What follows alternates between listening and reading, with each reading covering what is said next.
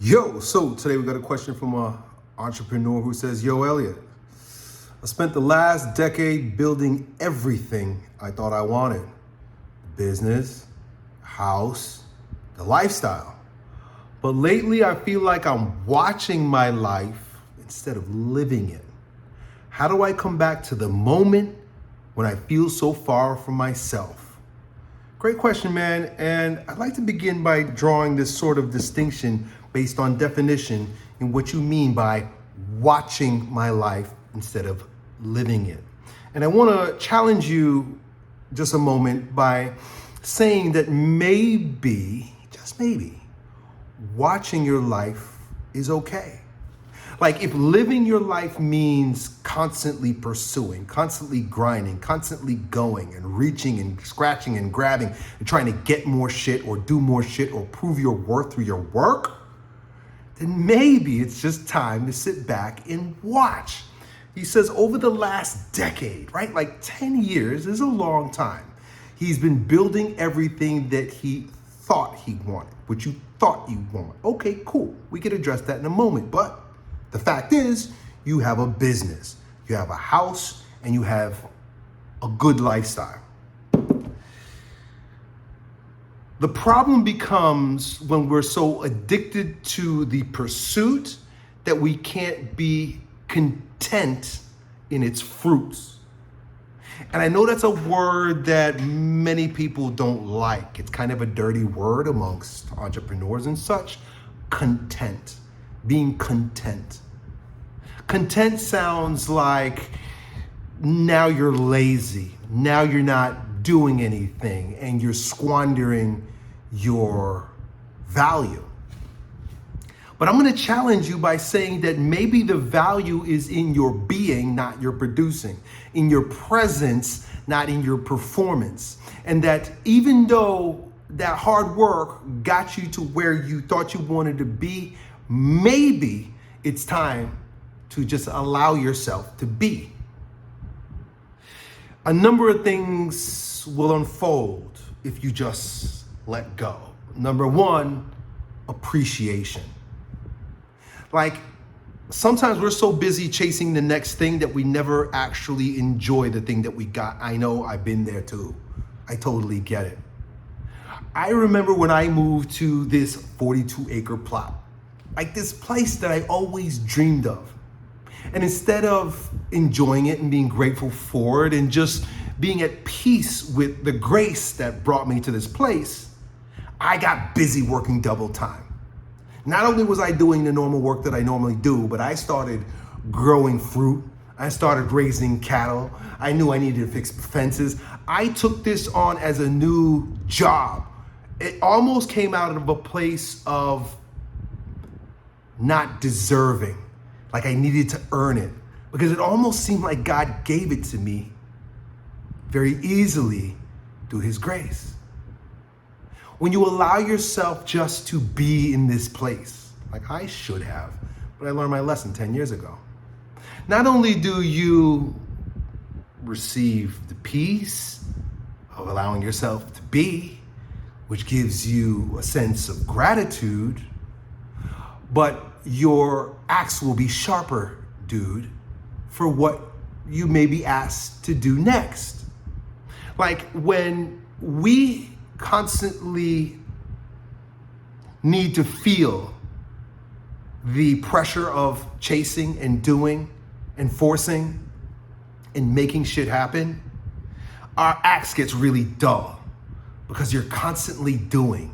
And the more that you do, the more you burn yourself out and the less time you take to actually sharpen your axe. If you, like you say here, just allow yourself to watch your life, not live it. Because I'm saying that when you live your life, it means that you're grinding. But when you just watch your life, the peace presides. And in that peace, you actually get stronger. You know this. We all know this is true if you're into fitness, right, dude? You don't actually get stronger in the gym. You get stronger when you recover. You get stronger when you rest. You know what you could literally do? Watch your muscles grow. It doesn't require you to do anything. You put in the stimulus and then you wait and you watch the muscle grow. You put in the stimulus of your business and now you watch your inner life grow. Here's another one, bro. Your outer life will expand to the degree that your inner life can keep up. I know this is true because my inner life could not keep up with how fast my life was growing at some point. A lot like you. I was a lot like you where I put in my time. I put in my effort. I put in my work. I had the business. I had the family. I had the house. I had this lifestyle. I had everything that I thought I wanted. And I challenged that you did want it. You did want it. Did you need it? Maybe not. Did God want it? Was it his will? Maybe not. But did you want it? At least a part of you want it? Yeah, you did. As did I. But that part of me that wanted it, and maybe it is for you, was a fearful, traumatized, immature version of me. An addicted, anxious, forceful version of me. And so when I got what I was pursuing, I couldn't be the kind of guy to just sit by and let it ride. Just enjoy the ride. Just enjoy it now. Because I was addicted to the doing. I was addicted to the constant struggle. And I even remember there was a time when a part of me knew, hey, Elliott, just chill out, dude. And I couldn't do it. I was in conflict with myself. That's why I started smoking weed. I got into drugs because I wanted to actually just watch my life for once. From age 23, when I moved down to Florida, to age 33, I didn't stop like you for a decade, 10 years. By age 36, I had reached the peak. I had more than I could even imagine. My life was better than the way I imagined it. You said you got everything you wanted. I got everything I wanted and some. But my inner life was not calibrated to it. So I did everything that I could possibly do in order to lose it.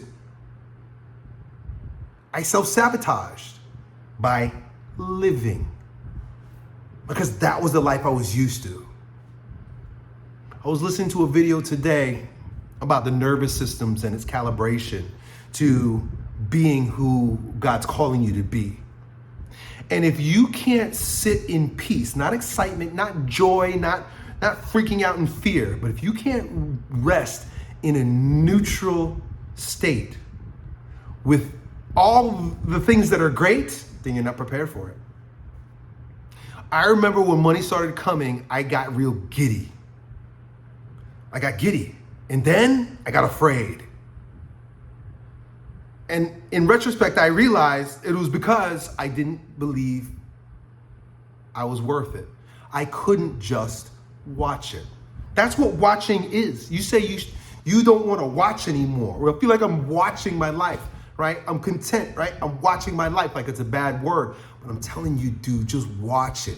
Watch it in appreciation. And then guess what?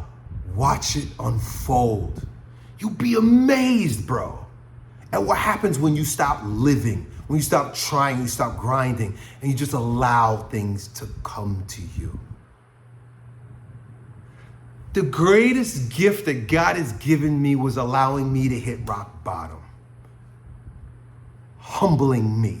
I'm too egotistical to be humble. So God had to humble me, and it wasn't easy. I had to tear both biceps, tear my Achilles tendon. I needed to fall on my head. I needed to bust my gut open. I needed to make all the money and then lose it all. I needed all of that to finally sit on my ass and say, okay, I don't know what I'm doing, Lord. Make your will mine. I want his will to be mine. I'm watching what he's unfolding in my life. And I'm just curious. It's exciting.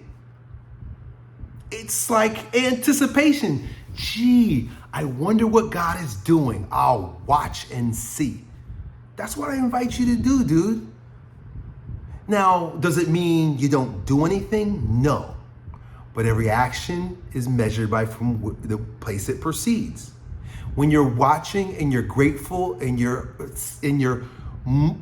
allowing God's grace to be your pace, you're in love. You're in love. And love doesn't produce thistles and thorns. Love produces peace and joy. Any love that brings you pain wasn't love at all. It was lust or it was fear. Love is neutral. Love is in the middle. Love isn't lust, right? A lot of you guys are probably saying now, oh, I loved this girl and she ruined my life. Chances are you didn't love her, bro. Chances are you were having sex with her, you became addicted to her drug, and she knew that she could puppet you around and threw you to the side. Or you were fearful because you didn't believe that you deserved her. So no. Your love was not true love. It was fear. Because when you operate out of love and when you're filled with love, love is not fear. Love is not control. Love is not all these things. I'm going to ask GPT. Show me in the Bible where Paul says what love is and isn't. Here's how you know if you're operating out of a watching, a grateful, a relaxed, neutral love, or you're operating out of fear. 1 Corinthians 13, 4-7. Love is patient. Oh man, do I need to go any further? How much more do I need to read? Love is patient. If you're not feeling patience about the place that you find yourself in, where God is actively slowing you down so that you can see what's in front of you now, and so that you can have the wherewithal to go to the next place, well, then you're operating out of fear. Love is kind. Are you being kind to yourself, or are you beating yourself up for not grinding? Love does not envy or boast. Most of what we think that we want is because we've seen somebody else have it, so we're afraid, or we want to boast about what we got so that we can set ourselves above other people. Rather than just being easy, being relaxed, with nothing to prove and nothing to get. What else? Love is not arrogant or rude. Arrogant means that you think that you know what you're supposed to have.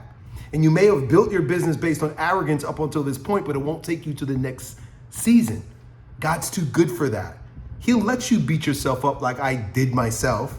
He'll let you grind and be arrogant. But at a certain point, if he loves you enough, he's going to sit you down and say, stop. Just like you do with a kid that you love. Okay, all right, enough, stop. I love you too much to see you making yourself crazy. Love is not rude. What else? So on and so forth. It's not self-seeking. It's not irritable. It's not resentful. It doesn't rejoice in wrongdoing. What is it? Patient, kind, rejoices in truth, bears all things, bears all things. Patience is bearing all things, believes in all things. I know that God knows what's best for me, bro. And if I follow his will, I will get everything I need. Hopes in all things, right? Endures all things. So my man, you did a great job. You did a wonderful job. You got the things that you wanted. Maybe they're not going to satisfy you in the next season because your inner life needs to expand. Who you are on the inside needs to grow. And that you that would need to be more needs to actually be able to receive what you've already got. You're resisting what you've got. And that's why you're trying to live by chasing more things.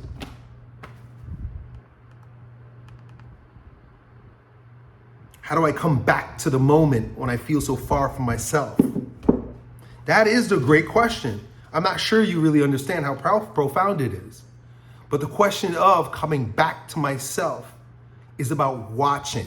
You are the watcher. Right? Do you ever study, like Eastern forms of meditation? They say, be the watcher. Be the watcher. right?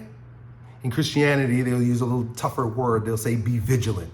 But what does vigilant mean? It means keep your eyes open, be vigilant, keep watching, be the watcher, be vigilant. Watch your life. Watch out for foolishness. Watch and wait. I mean, watching in biblical terms usually is a good thing. Be aware. Be aware. Just watch. Be aware. Be aware of what you got. Be aware of who you are. Be aware of your true identity. And be aware in curiosity about what God's unfolding for you. Watch it. That's being in the moment. That's actually not being far from yourself. That's being with yourself. Chasing life is not yourself. It's not you anymore.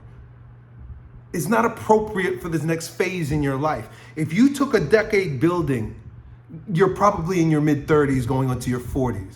A lot like I was when I started cracking up. Because the life that I had built wasn't the one that God ultimately meant for me. It was born out of angst. It was born out of fear. It was born out of living fast. Be slow now. You've earned it. You deserve it. Slow down and watch and wait and love and appreciate. And don't worry about the things that you think that you need to do in order to earn your living. God is delivering it to you. And you built a lot of momentum, dude. That was a gift. That was a gift. You were unconscious, just like I was when I was building the momentum. Part of me resents it, but I also look back and I'm like, damn, that was a gift from you, God. You know. The only regret that I have is that I didn't know. It's much easier to go with the flow when you know. God's got you, bro. It's not about the thing that you do. It's about the sentiment from which it proceeds. You may have done everything right. You may actually be living on God's time. You may actually be fulfilling your perfect blueprint in life, but your attitude about it is making it bad. It's making it tough. So give it up. Give it up. Sit back, watch, wait, and enjoy. Life's good.